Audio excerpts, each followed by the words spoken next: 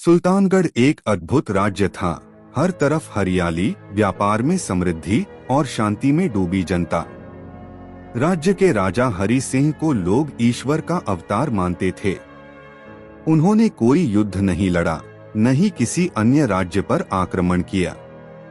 उनका शासन धर्म, न्याय और शांति का प्रतीक बना हुआ था। लेकिन हर सुनहरे महल की दीवारों के पीछे एक सड़न छिपी होती है, जिसे देखने के लिए आंखें नहीं, दिल और साहस चाहिए। हरि सिंह का बाहरी चेहरा चाहे जितना भी धार्मिक और न्यायप्रिय दिखे, उसकी अंतरात्मा अंधेरे से लथपथ थी। उसकी एक कमजोरी थी, उसकी भूखी नजरें। वह स्त्रियों को देह के भूगोल की तरह देखता, सम्मान से नहीं। हरि सिंह की एकमात्र संतान थी राजकुमारी माया।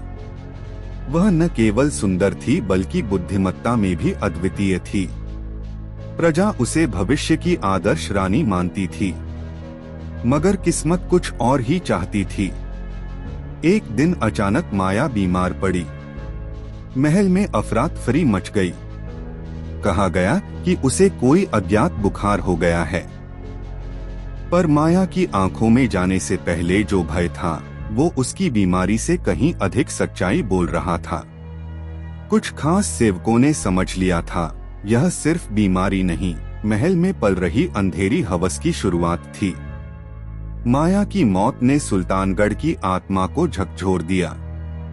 पर राजा हरि सिंह की आंखों में आंसू नहीं, सिर्फ हाव भाव थे, शायद अभिनय या शायद अपनी इच्छा अधूरी होने का अफसोस। कुछ समय बाद राजा ने एक विधवा रानी से विवाह कर लिया। रानी की एक 20 वर्षीय बेटी थी, राजकुमारी आद्या। शादी भव्य थी, परंतु आद्या जानती थी कि वह अब एक शाही पिंजरे में है। उसकी मां ने सोचा था कि कम से कम अब बेटी को सुरक्षा मिलेगी, चाहे सोने की जंजीरों में ही क्यों न सही। लेकिन महल की दीवारों में आद्या को अजीब सी खामोश चीखें सुनाई देती।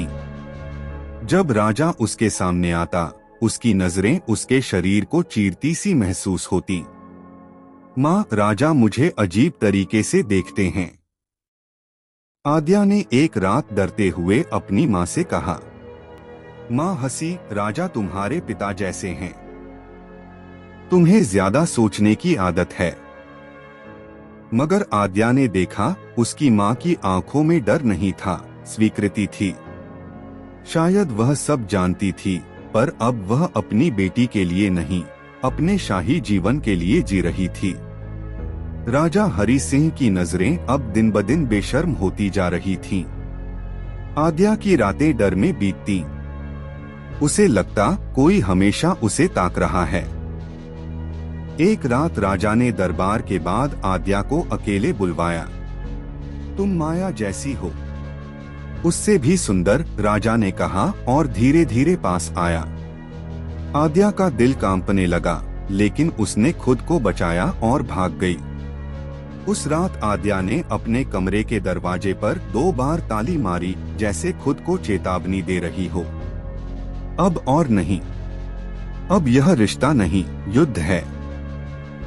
आद्या ने अपने विश्वस्त सेवक अनिरुद्ध को बुलाया, वही जो कभी माया का भी सबसे करीबी था। अगर माया से तुम्हारा सच्चा स्नेह था, तो एक आखिरी काम करना होगा। अनिरुद्ध ने सिर झुका लिया। हुक्म दीजिए राजकुमारी। आद्या ने राजा को उसी की हवस में फंसाने का निश्चय किया। एक रात उसने स्वयं राजा को संदेश भेजा। मैं आपसे एकांत में बात करना चाहती हूँ।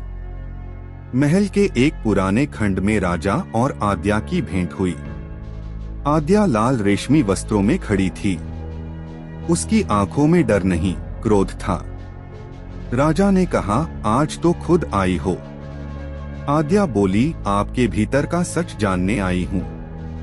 माया की मौत, क्या वो बीमारी थी? राजा का चेहरा सख्त हो गया। मैं माया का पिता नहीं था, और वो मेरी नहीं हुई आद्या।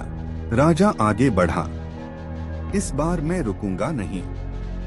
लेकिन तभी पीछे से अनिरुद्ध और 2 सैनिक आए, तलवारें निकाली। अब तुम सिर्फ एक अपराधी हो, आद्या ने कहा। लड़ाई छिड़ गई। अनिरुद्ध घायल हुआ, पर उसने राजा को जमीन पर गिरा दिया।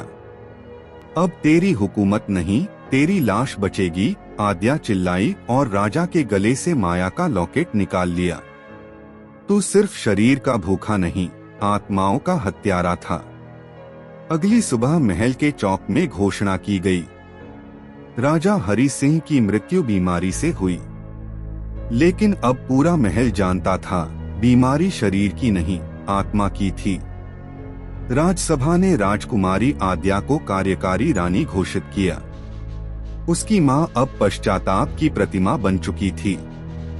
आद्या ने पहला आदेश दिया, अब कोई रिश्ता टूटेगा नहीं, कोई पिता अपनी बेटी को निगलेगा नहीं। अब यह राज्य इंसानियत से चलेगा, हवस से नहीं।